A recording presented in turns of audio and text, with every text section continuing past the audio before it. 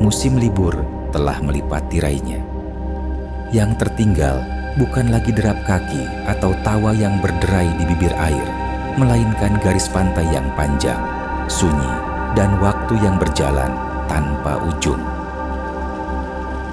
Santolo kini kembali pada wujud aslinya, sebuah ruang tunggu raksasa di tepi samudra.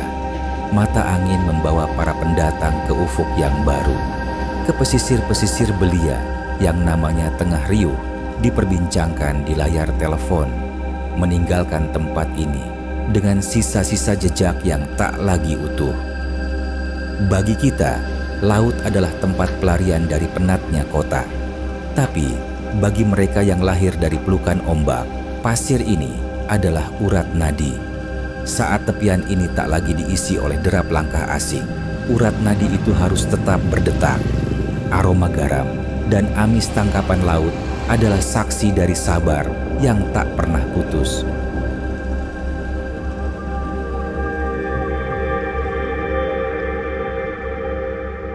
Nama saya Iis Mulyani, umur 44 tahun, pekerjaan sebagai ibu rumah tangga, alamat kampung ibu, Desa Mancagahar, Kampung Mancagahar, Kecamatan Pamengpeuk. Ibu jualan dari 2017 sampai 2026 sekarang 11 tahunan. Dulunya ibu sebelah sana jualan es kelapa muda. Menurut itunya tempatnya dipakai sama adik, kakak yang jualan di sini ikut kakak. Kan di rumah ibu nggak punya aktivitas seperti jualan, kan banyak yang jualan seperti warung. Jadi ikut kakak di sini ke pantai Santolo, jualan di pantai. Perkiraan kalau seminggu dapat 5 juta dulu mah. Sekarang mah ibu sekarang cuma adik udah yang mau beli, sekarang mah susah, nggak ada yang pikirnya. Kan sekarang banyak pantai atau wisata yang buka, yang baru gitu, seperti kayak yang papa kan pindah ke sana jauh. Kalau hari-hari biasa Sabtu Minggu ramainya. Kalau hari-hari seperti tahun baru, Idul Fitri itu baru rame, macet, banyak pengunjung kalau tahun baru sama Idul Fitri. Alhamdulillah kemarin sama penginapan, kan ibu punya penginapan. Sebulan kurang dapatlah 10 juta. Alhamdulillah. Jauh besar deh, mungkin hari-hari biasa mah gak pernah sekali ngelarisin, gak pernah gak ada yang beli. Sekarang juga adek yang tadi ikut sholat yang baru beli. Jauh beda lah hari-hari biasa sama libur panjang, jauh. Alhamdulillah kalau libur panjang mah memenuhi, kalau hari-hari biasa mah rombokan.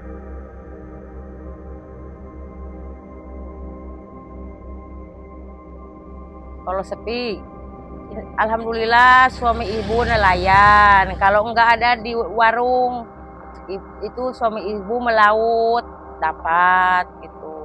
Dapat ikannya dijual. Itu kakak kan dapat ikan, ibu yang ngiloin, dikasih upah sama kakak. Baru 3 hari. Kalau ada ikan banyak, baru kakak saya nyuruh, tolong ada yang beli kiloin, sebentar dikasih upah sama kakak saya. Ibu, kalau tantangan ibu kan punya utang ke bank, ya itu aja ibu mah. Tapi alhamdulillah lancar setoran.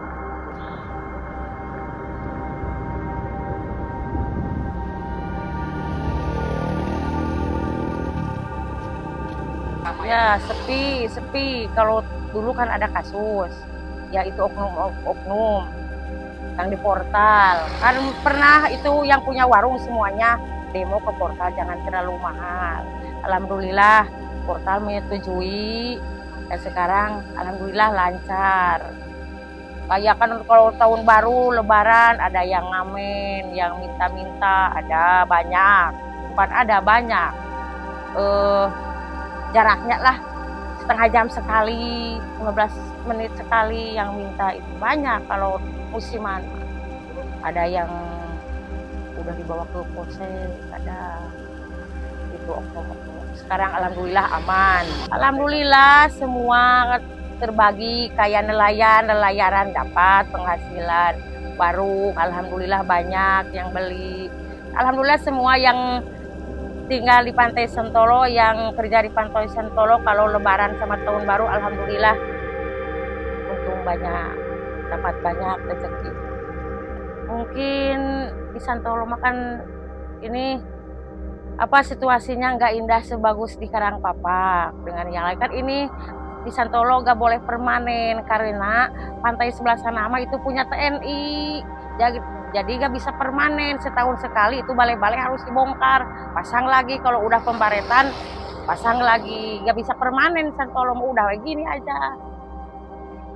Koyong ibu masuk sepados lebih maju mah kedah harus direnovasi wes semu sae gitu. Koyong mah pantai teh gitu seperti aya naon we anu pika ieueun pika resepeun wisatawan gitu.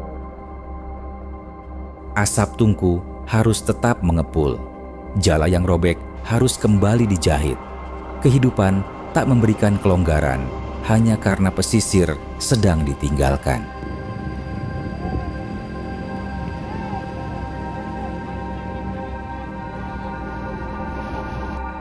Di bilik-bilik kayu ini, harapan dikemas dengan sangat sederhana. Menanti tangan yang bersedia menukar rupiah demi sepiring nasi di meja makan malam.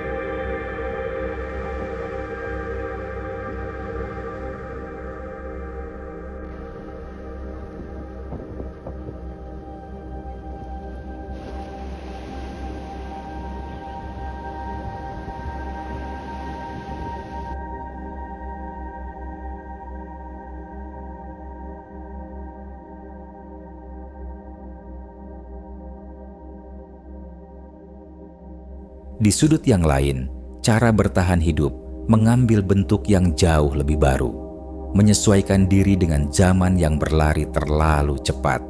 Jaringnya kini bukan hanya terbuat dari nilon untuk menangkap ikan, melainkan dari sinyal dan piksel dilempar sejauh mungkin ke lautan maya.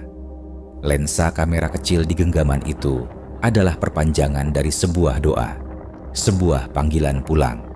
Usaha kecil untuk mengabarkan bahwa tanah pesisir ini masih tegak berdiri, menyambut siapa saja yang sudi kembali.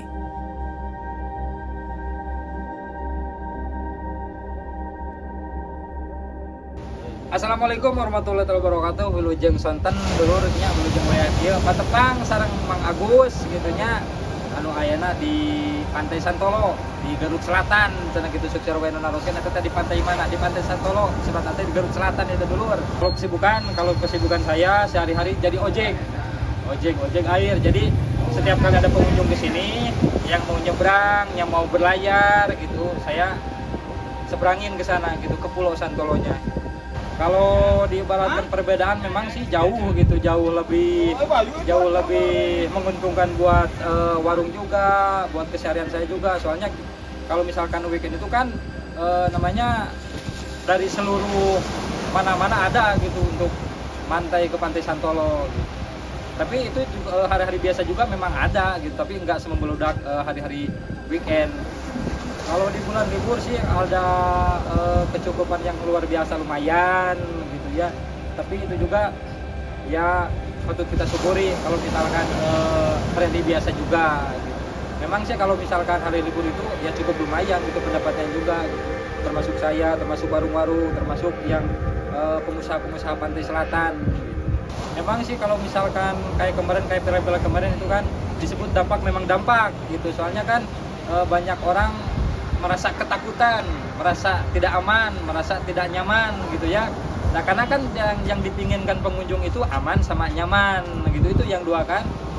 Nah terus masalah yang pungutan ini itu sebenarnya itu dibesar-besarkan gitu. Ngelakuinnya cuma satu kali, dipostingnya beribu-ribu kali gitu kan. Sifatnya di medsos itu kan agak agak melebar gitu. Terpal yang berkibar diterpa angin sore. Mereka bukanlah sekadar benda mati. Mereka adalah monumen ketabahan. Banyak mata angin yang mungkin lebih memikat di luar sana. Namun, bagi akar-akar yang sudah tertanam dalam di pasir ini, tak ada kata menyerah pada musim. Ada perut yang harus diisi, ada seragam sekolah yang harus disetrika, ada hari esok yang harus dimenangkan. Ya kalau misalkan kita kan orang Sunda mah kan kalau di baratnya kalau ada bahasa harus bisa nyimpan teureut neuneun cenah gitunya. Jadi dikala kita lagi lagi rame, jadi kita sebagian menyisipkan uang dikala lagi nggak rame gitu. Jadi kan nggak menentu di pantai mah, kadang-kadang rame, kadang-kadang besoknya nggak rame. Jadi kita harus imbang-imbang masalah perekonomian kita gitu supaya membaik gitu ke depannya gitu, meskipun dalam keadaan sepi juga gitu. Kalau menurut saya mah sama-sama pantai juga, cuman ada kelebihan gitu. Kalau misalkan di Pantai Karangpapak mah, memang itu para wisatawan tahunya sekarang waktu ada pengembangan seperti ada penginapan yang permanen gitu ya. Kan dulu mah enggak rame, cuman biasa-biasa saja. Cuman kalau misalkan weekend juga, kalau misalkan hari libur, yang mantai, yang main, yang naik banana boat itu di sini gitu, selalu di sini. Di sini mah kan penginapannya nggak terlalu relatif gitu, jadi diibaratkan guna pakai lah gitu, jadi nggak bisa dipermanen gitu. Kalau di Karangpapak kan permanen semua gitu, jadi kelihatannya indah. Nah makanya pengunjung selalu bertujuan pada tempat-tempat yang indah gitu. Ya kalau misalkan seperti itu mah menurut masalah untung dan tidak untung, memang yang diuntungkan itu orang itu oknum tersebut, yang tidak diuntungkan itu seperti saya sendiri gitu ya, selaku pengusaha. Kenapa misalkan seperti gitu?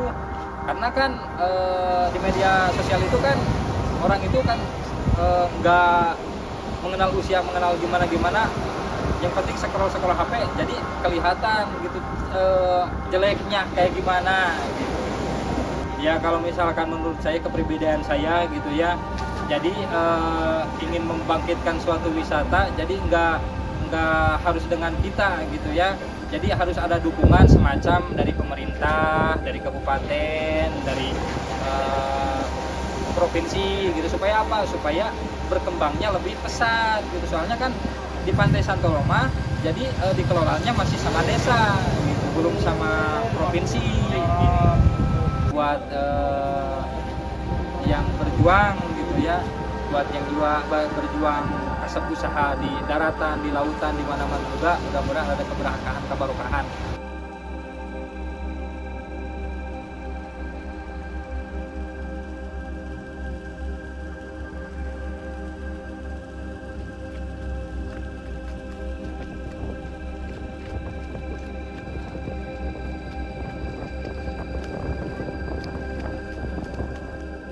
Batas daratan ini mengajarkan satu hal, air laut yang surut pasti akan pasang kembali. Di dalam ruang tunggu yang maha luas ini, mereka tidak meratapi nasib, mereka merawat sabar. Berdiri kokoh di antara deru ombak, menjaga nyala api tetap hidup, menanti tibanya hari di mana jejak-jejak kaki baru kembali menyapa pesisir mereka.